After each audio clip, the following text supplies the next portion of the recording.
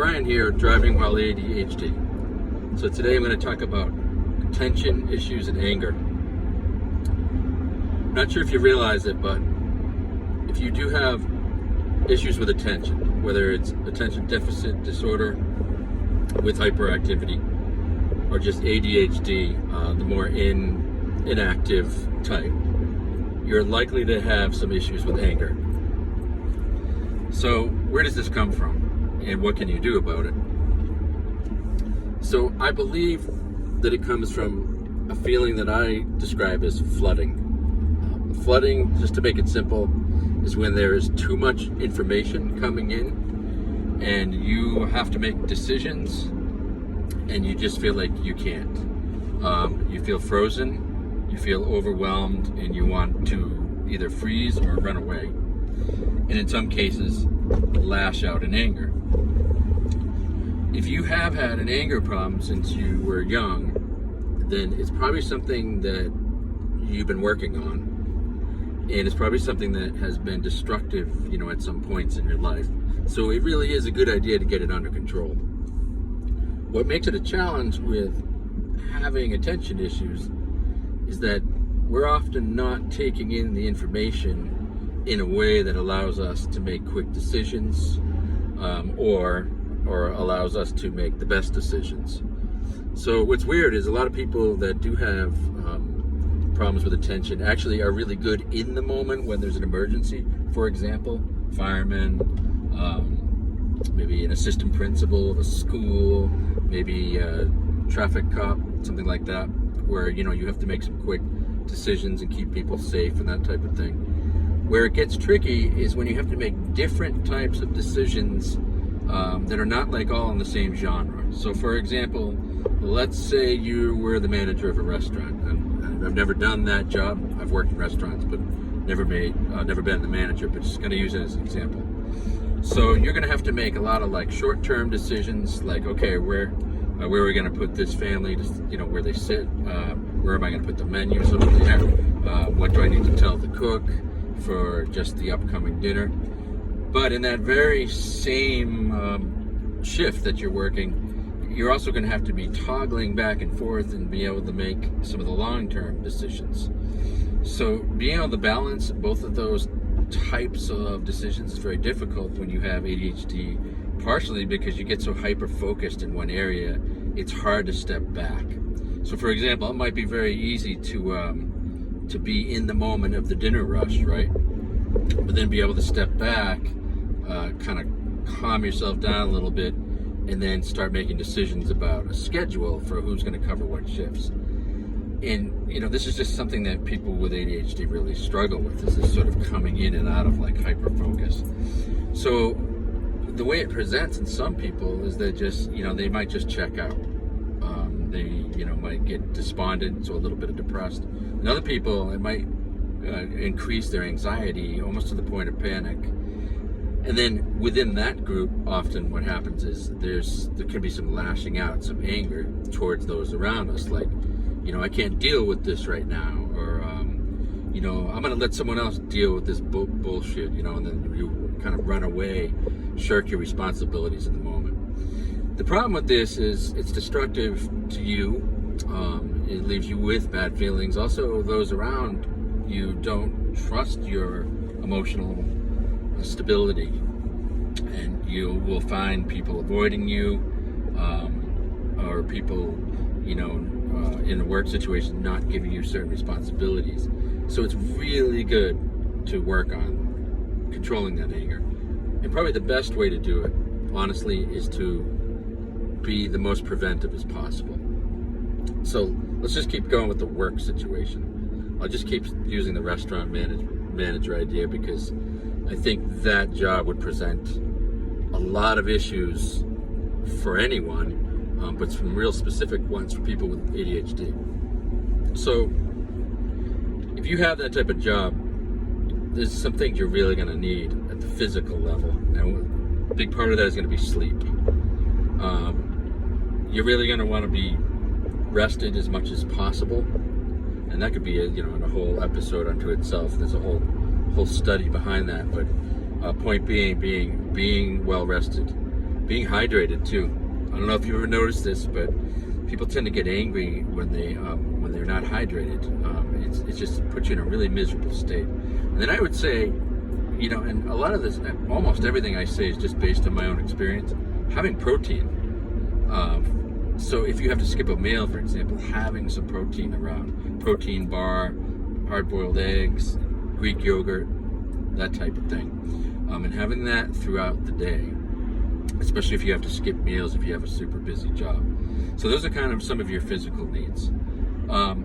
Preventive breaks too. Get real busy, get super hyper-focused, step away, go stand outside, let the sun hit your face.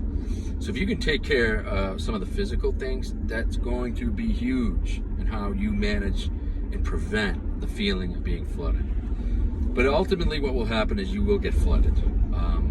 Whether you have ADHD or not, this happens to everyone. I just think when it happens to people with attention issues, it's just really difficult to pull out of it. So if you do get flooded, if you feel that overwhelm, almost the way it feels for me, and everybody's different, is my face gets hot, and I get sort of a blanking out feeling, like a momentary lapse where it's hard for me to make a quick decision. My cognitive function almost just hits the pause, and it's very disturbing sometimes when it happens, but I've gotten so much better at recognizing it. So when it does happen, what I tend to do is I'll step away, not completely, not run away from the problem, but step away for a moment and just practice some deep breathing. Another trick I might do is I might write down what's happening and possibly some ideas of how I'm going to fix it. Probably the more drastic way that I'll solve the problem is I'll ask a colleague for help, somebody that I trust, somebody that might know about my attention issues. So I might ask my colleague, like, look, I need you to step in for a minute. I'm going to just take a quick walk outside. Can you just help me with this or this? Another option is, in terms of asking people for help, is just say, guys, at this moment, I'm just struggling with something else right now. Do you think you could help me with this one thing, and try to delegate? Probably the most drastic thing, but would be a solution that would prevent any destruction, would be to walk away, to really just shut oneself completely away for 5 minutes and get away from the stimuli. Of course, if you're in a situation where there's safety involved, you're going to have to delegate to someone, or maybe it's a situation where the situation is busy but not unsafe, and you just have to let a very trusted person know where you're going to be if they absolutely need to bother you. So in a work situation, you should be able to get away with that with most jobs. Not all, but most. If you find yourself in an occupation where you're constantly put in the situation of having to be the one that everybody looks towards when things are not going well, it's something you might want to reconsider in terms of your job. It might not be the best match for you if you do find yourself to be flooded often during the workday. However, if you're in that type of job and you can then still work with a team where you have learned to delegate some responsibilities, then it might be sustainable. Okay, so there's some situations at work. Let's just take a couple at home. It happens at home too, especially if you have children, or maybe in the case if you're caring for someone who's sick, such as an elderly parent. Very similarly, as like the restaurant manager kind of analogy, you are going to be faced with multiple things happening at the same time, and having to triage those without getting flooded is really key. So here's another little trick. When you do triage problems, try to triage the little ones quickly. So for example, the baby is crying, the lights just went out.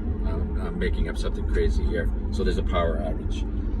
So that interrupts your dinner because you have an electric stove. So this will be the scenario. The baby's crying.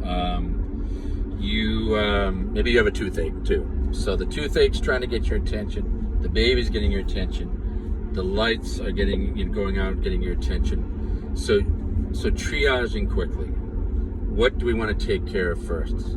I would say the baby crying. just because that might be the most pressing. So you would have to do that quickly and then sort of just go to the next thing, but do it quickly, or get help by delegating quickly.